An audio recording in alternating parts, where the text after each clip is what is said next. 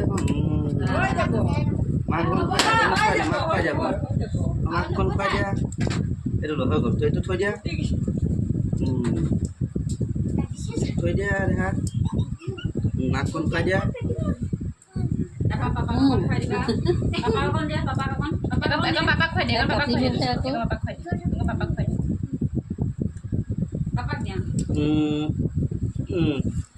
মাহে খুৱাই দিয়া এখন গালত লগাই দিয়া মা গালত এনেকৈ লগাই দিয়া মুনু মাহে খুৱাই দিয়া